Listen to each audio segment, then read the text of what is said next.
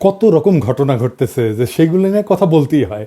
তাই অনেকগুলো বিষয় যেগুলো নিয়ে কথা বলবো বলে মনে করছিলাম আর কওয়া হয় না। যাই হোক, আজকের আলাপ আমরা শুরু করি তৌহিদি জনতা নিয়ে। আমরা আর এক গ্যাঞ্জামের মধ্যে পড়েছি। নানা জায়গায় জনতা হামলায় পড়তেছে, নানা রকম ঘটনা ঘটতেছে। বাঙ্গু সেকুলারেরা নাম দিচ্ছে তৌহিদি জনতা। এর মধ্যে কয়টা ঘটনা ঘটছে যে ঘটনাগুলো একটার সাথে আবার আর একটা সম্পর্কযুক্ত, একই রকম ঘটনা। এ ওরে দোষ দেয়, সে তারে দোষ দেয়। আসেন প্রথম থেকে ঘটনাগুলো দেখি। প্রথমে এই 34 সেকেন্ডের ভিডিওটা দেখেন। ছিন্ন করে দিতে চায় দেশের বুক থেকে, সেই শোককে আজকে তারা বিভাজিত করছে। প্রধানমন্ত্রী এই শোক একটা সন্তানের শোক নয়, এই শোক অগণিত অজস্র পরিবারের এক নদী শোক। এই শোকের রক্তে আমরা অবগাহন করেছি, বিজয় আমাদের হবেই, লড়াই চলবে।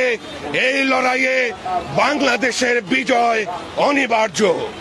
এটা 3রা আগস্ট 2024-এর ভিডিও। দেখলেন তো, যিনি বক্তৃতা দিচ্ছেন, ভালো বক্তৃতা দিচ্ছেন কলে, উনি আমার বন্ধু। আমরা একসাথে রাজনীতি করেছি রাজশাহীতে। পিছনে লাল পোস্টার হাতে যে মেয়েটা না, সেটা আমার ওই বন্ধুরই মেয়ে। এই লাল পোস্টারটা হাতে নিয়ে দাঁড়ানোর আগে আমাকে সেটা পাঠিয়েছিল ওই মেয়েটা।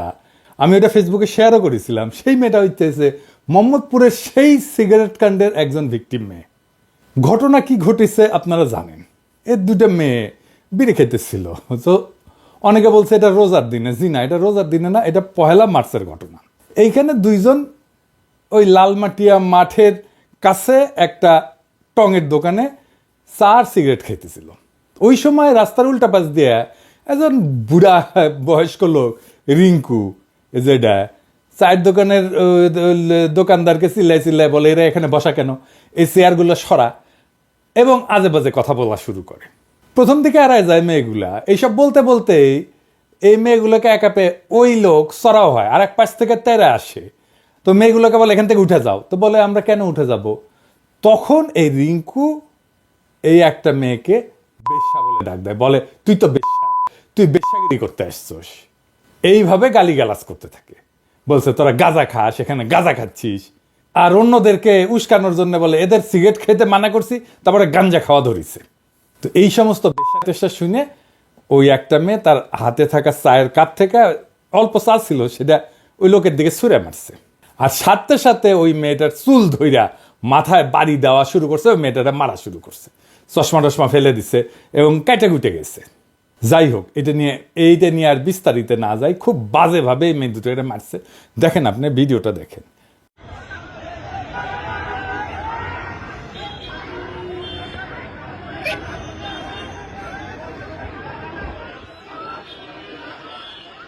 তারপরে মেয়েদের গার্জেন টার্জেন চলে আসে, কিন্তু এই গার্জেনদের সামনে এদেরকে মারা হয়, থানায় টানায় নিয়ে যাওয়া হয়। এবং থানার মধ্যে ঢুকে আবার থ্রেট দেয় যে জেলের ভাত খাওয়াবে। 3-4 ঘন্টা থানার মধ্যে কিন্তু ওরা আটকা ছিল। এবং আপনারা দেখছেন ভিডিওতে মেয়েগুলোকে খুব জঘন্যভাবে পিটানো হয়েছে। শুরুটা করছে এই রিঙ্কু নামের লোকটা। রিঙ্কু কে? সে আগে জাহাঙ্গীর কবির নানকের লেসপেন্সার ছিল। এখন একটা দল করে, আর নাম কইলাম না আর কি সেই দলের। আচ্ছা ধরেন, মেয়ে দুইটা খুবই খারাপ কাজ করেছে, সিগারেট খেয়েছে। তো রিঙ্কু তো বুড়া বেডা, বাল পাইকা তো তালতলায় গেছে। ওই মেয়ে দুটা তো তার মেয়ের বয়সী।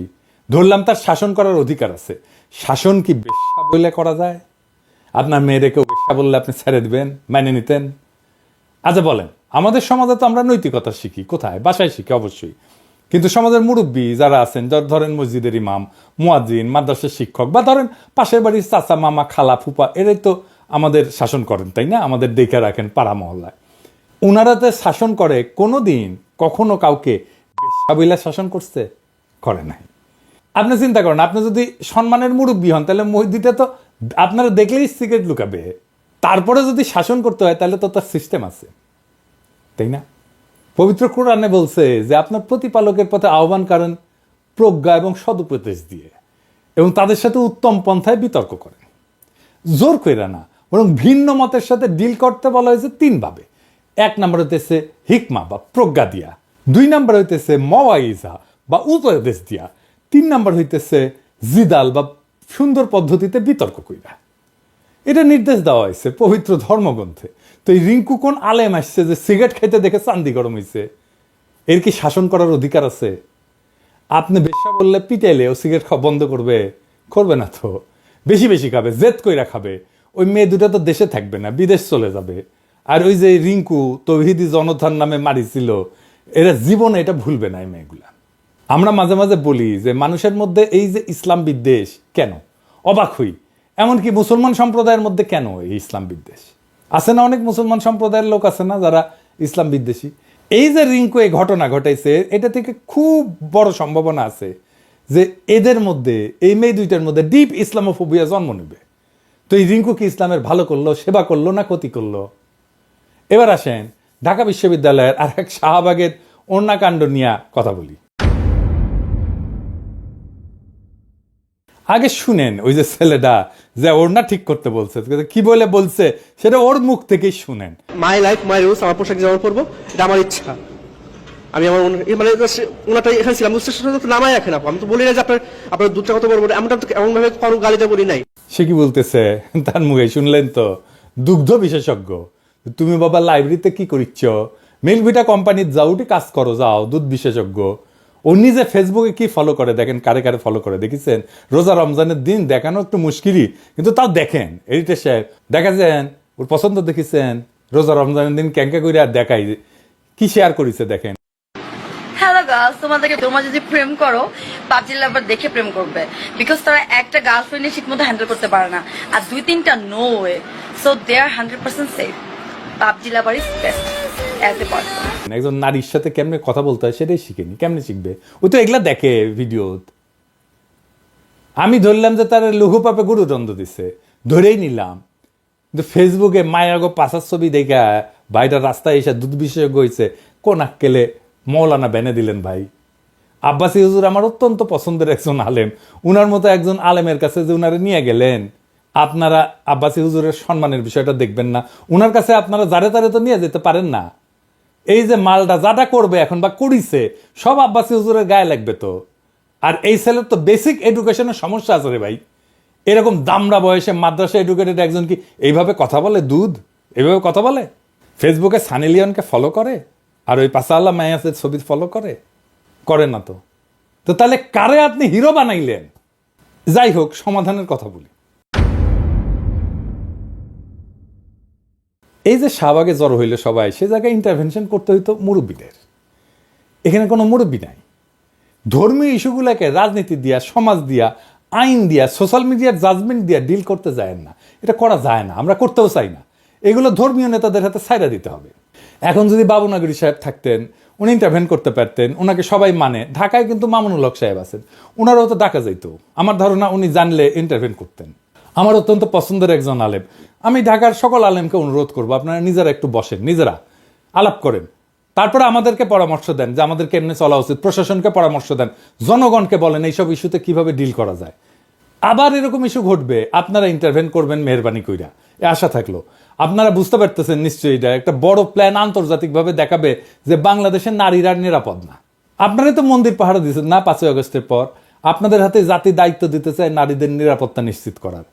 আপনারা ওয়াজে এই নারীদের নিরাপত্তার ইস্যুটা নিয়ে আসবেন, কথা বলবেন আপনাদের ওয়াজে। এইবার আসেন এই ইস্যুতে আর একটা আলোচনা আসছে, সেটা নিয়ে একটু আলাপ করি। এপির কদরুদ্দিন শিশির একটা পোস্ট দিছে, ভাইরাল হয়েছে ভালোই এই ইস্যু নিয়ে। শিশির আমার খুবই পছন্দের একজন সাংবাদিক, তাও কিঞ্চিত সমালোচনা করতেই হচ্ছে শিশিরের পোস্ট নিয়ে। শিশির 21-এর বইমেলা খেতে যে শতাব্দী ভবর দোকানের সামনে যে প্রতিবাদ, ওটারও শিশির মপ কইছে, কিন্তু আমাদের পোলাপানদের মারছে তো ভবতাই না। দেখেন, প্রথম আলো ডেইলি স্টারের সামনে জিয়াফতে ছিল এরকম 2 জন, গতকাল শাহবাগেও ছিল ওই যে এই পোলাডারে সারানোর জন্য আর কি। তো এই যে স্পেসিফিক 2 জনের কথা বলা হইতেছে, ওরা কি জিয়াফতে এসে সহিংসতা করেছে নাকি এমন কিছু করেছে যেটা অগ্রহণযোগ্য?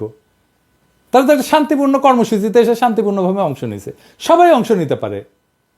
আমরা কি তাদের বাইর করে দেবো? কখনোই না।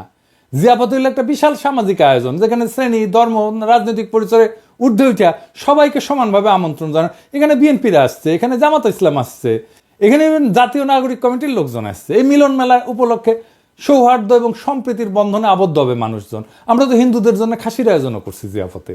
কিন্তু এখন ভাবেন, মানে আওয়ামী লীগ শাসন আমলে যে ওয়ার অন টেররে দাড়ি টুপি দেখলেই সন্ত্রাসী বলা হয়েছে, জঙ্গি বলা হয়েছে, সেই বিচার আমরা কি এই জিয়াফতে এসে করব? তাহলে এটা ইনসাফ হলো? আমরা তো কোনো দল বা শক্তির অনুগত হইয়া বিপ্লব করিনি যে আমাদের আওয়ামী লীগ, ভারত বা পশ্চিমাদের পরিকল্পনা মাফিক তাদের তথাকথিত সন্ত্রাসের বিরুদ্ধে অনন্ত যুদ্ধের মধ্যে আমাদের থাকতেই হবে। আমাদের বিপ্লব অভ্যুত্থান ছিল অন্যায়ের বিরুদ্ধে প্রতিবাদ, এক নতুন সূর্যের অপেক্ষায় করা একটা সংগ্রাম। সেটা তো কখনোই অন্ধ প্রতিশোধের খেলায় পরিণত হওয়ার জন্য ছিল না। গতকাল শাহবাগের সবচেয়ে খারাপ কাজ যেটা হয়েছে তা হইতেছে ওই ছেলেটাকে হিরো বানায় দেওয়া হয়েছে, পাগড়ি টাগড়ি পরায়, ফুলের মালা টালা দেওয়া, এটা খুবই খারাপ এক্সাম্পল হয়েছে। এটা উৎসাহিত হয়ে সারা দেশে ফেসবুকে মাইয়াদের পাশা দেখা এই যে যৌন অবদমিত কিছু উচ্ছৃঙ্খল পোলা নারীদের উপরে এইভাবে চড়াও হইতে থাকবে। আমাদের সমাজ বাদ দেন, ইকোনমি থাকবে এরকম করলে, আমাদের গার্মেন্টস থাকবে, মেয়েরা যাইতে পারবে গার্মেন্টসে, কেমনে সামলাইবেন এসব? গতকাল শাহবাগ থানায় তো ধর্ম উপদেষ্টা যাওয়া উচিত ছিল এইসব ফয়সালার জন্য। সর্বজন সদ্য আলেমদের যায় বলতে হইতো যে হুজুর এসব দেখেন, আপনারা পরামর্শ দেন কি করা লাগবে, আপনারা মুরব্বী দেখেন, 3-4 জন মুরব্বী বিষয়টা সেটেল করে দিতে পারতেন ওইখানেই। আমি ধর্ম উপদেষ্টা হইলে বা স্বরাষ্ট্র উপদেষ্টা হইলে তাই করতাম, ওনারা ফয়সালা করে দিতেন, আমি ওনাদের বসতে দিয়ে পাশে দাঁড়ায় থাকতাম, লিটারারি দাঁড়ায় থাকতাম, আক্ষরিক অর্থে দাঁড়ায় থাকতাম, এইটা বুঝাইতে যে ওনারা আমারও মুরব্বী। কিন্তু আমরা সেটা করব না, ফেসবুকে লড়াই লাগাই দেবো, অযথা আমাদের শক্তি ক্ষয় করব। একটা জাতির ক্রিয়েটিভ এনার্জি আমরা কত অল্পেই খরচা করে ফেলি। আমাদের উপদেষ্টা পরিষদের সবচেয়ে বড় ব্যর্থতা হচ্ছে যে সিচুয়েশন ট্যাকেল করার মতো স্ট্র্যাটেজিক ইন্টারভেনশন কি হইতে পারে সেটা পরামর্শ দেওয়ার মতো একজনও নাই। আমি যদি গতকালের টাইম মতো ঘটনা জানতে পারলাম না, তাহলে সংশ্লিষ্টদের এই পরামর্শই দিতাম। ওনারা তো আবার গাড্ডায় না পড়লে পর্যন্ত পরামর্শ চান না। এই জুলাই আগস্ট বিপ্লব ধ্বংস হইয়া যেত, আমরা সফলই হইতে পারতাম না যদি নারীরা রাস্তায় নামে না আসতো। তখন তো ভাইরা ওই নারীর ওড়নার নিচেই লুকে যান বাঁচেছিলেন। কোন নারী বুক দিয়া তার ভাইদের ঠেকায় নাই? এই নারীরাই বিরান রাজপথে ভাইয়ের লাশ কাঁধে নিয়া মিছিল কইরা আমাদের বিবেককে জাগাইছে। দেখেন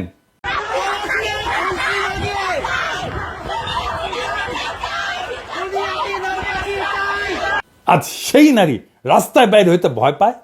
আমরা 7 মাসে বদলাই গেছি, আমরা পরাজিত হয়ে গেছি নাকি? নারীরা যেই দেশে অনিরাপদ, নারীরা যেই দেশে রাস্তায় নিগ্রহের আশঙ্কায় পথ চলে, সেই দেশে হাসিনা না থাকলেই কি অর্জিত হয়েছে? ওটা তো আর এক পরাধীন বাংলাদেশ। আপনারা কেমন ভাইরে ভাই, আপনাদের বোনদের মেয়েদের রক্ষা করতে পারতেছেন না? আজ থেকে শপথ নেন, কোনোভাবেই নারীদের অনিরাপদ ভাবতে দেবেন না বাংলাদেশের পথে। বাংলাদেশ ধ্বংস হয়ে যাবে, হাসিনারে চট করে ঢুকতে হবে না, এমনি ধ্বংস হয়ে যাবে। এইসব চলতে থাকলে বাংলাদেশ শেষ। আওয়ামী পান্ডা রিঙ্কুরা যারা মসজিদে ঢুকা মুসল্লি পিটাইতো, তারা এখন ইসলামের সেবক সেজা নারীদের হেনস্থা করতেছে। আর সারা দুনিয়া দেখবে আমাদের দেশের লোকেরা ইসলামের নামে নারীদের নিগ্রহ করতেছে। মাত্র কয়েকটা লোকের জন্য বিপ্লব আর স্বাধীন বাংলাদেশের স্বপ্ন আমাদের ধ্বংস হয়ে যাবে। ওইটা হাসিনা চট করে ঢুকে যাওয়ার চাইতেও খারাপ হবে। আর একবার যদি ইন্ডিয়া চান্স পায় না বাংলাদেশে ঢুকা, তাহলে এইবার আর ভুল করবে না, হায়দ্রাবাদ বা কাশ্মীর বানাই দেবে, খায়া ফেলবে একেবারে। এটা মাথায় রেখেন। মাইয়াদের রাস্তায় পোশাক নিয়ে নসিহত দাও দূর কি বাদ, নিজের নামাজের সেজদায় গেলে মোদির ঠোলা পাছায় লাথি দিয়ে উঠাই দেবে। ওই ভবিষ্যৎ যদি না চান তাহলে এক্ষুনি রুইখা দাঁড়ান নারী নিগ্রহের বিরুদ্ধে। নারীরা যদি ঘর থেকে বাইরে হতে ভয় পায়, তাহলে মনে রাখেন বাংলাদেশে ইন্ডিয়ার রাজত্ব শুরু হয়ে গেছে। তাহলে কারা বাংলাদেশে হাসিনার অসমাপ্ত কাজ সমাপ্ত কইরা দিতে চায় তাদের চিনে রাখবেন। এইবার আসেন জুলাইয়ের একটা গল্প বলি। এখনো পর্যন্ত চিটাগাং মেডিকেলে ভর্তি থাকা সর্বশেষ এবং জুলাইয়ের একমাত্র আহত গাজী মেহেদী হাসান। 5ই আগস্ট মনসুরাবাদে তিনি পায়ুপথে গুলিবিদ্ধ হন। মেহেদীর বিবরণ অনুযায়ী সেই দিন বৃষ্টির মতো গুলি করতেছিল পুলিশ মনসুরাবাদে। আসরের নামাজ পড়ে মাত্র বিজয় মিছিলে নামা মেহেদীকে পেছন থেকে গুলি করা হয়।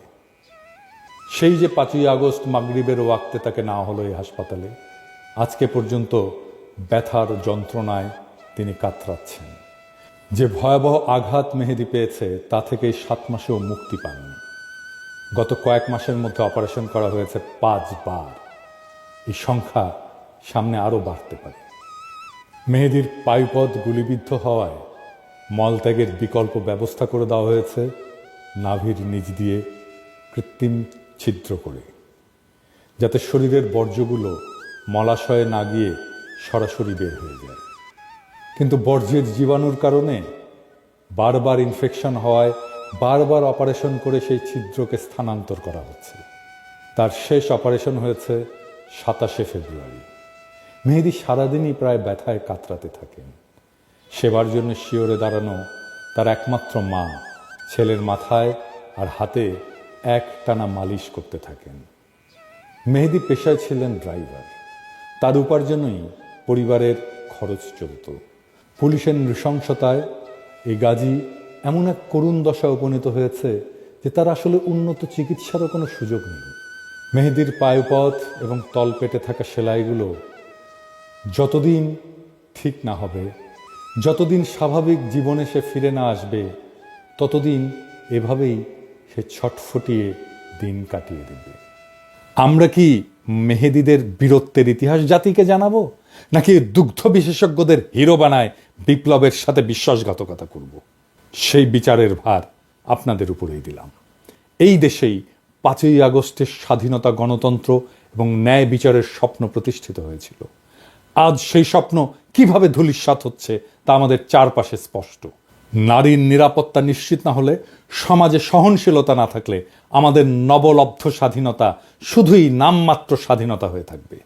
যদি এই অবস্থা চলতে থাকে, তাহলে একদিন বাংলাদেশ সত্যিকার অর্থেই এক নতুন দাসত্বের শৃঙ্খলে আবদ্ধ হবে, যেখানে মানুষ মানুষকে শাসন করবে অত্যাচারের নামে, ধর্মকে ব্যবহার করবে ক্ষমতার হাতিয়ার হিসাবে, আর ন্যায় বিচার থাকবে কেবল কাগজের পাতায়। আজ সময় এসেছে রুখে দাঁড়ানোর। নারীদের নিরাপত্তা নিশ্চিত করা, ন্যায় বিচার প্রতিষ্ঠা করা এবং ধর্মের নামে এই বাড়াবাড়িকে থামানো, এসবের জন্যই সবাইকে এগিয়ে আসতে হবে, নয়তো ইতিহাস আমাদের ক্ষমা করবে না। ইনকিলাব জিন্দাবাদ।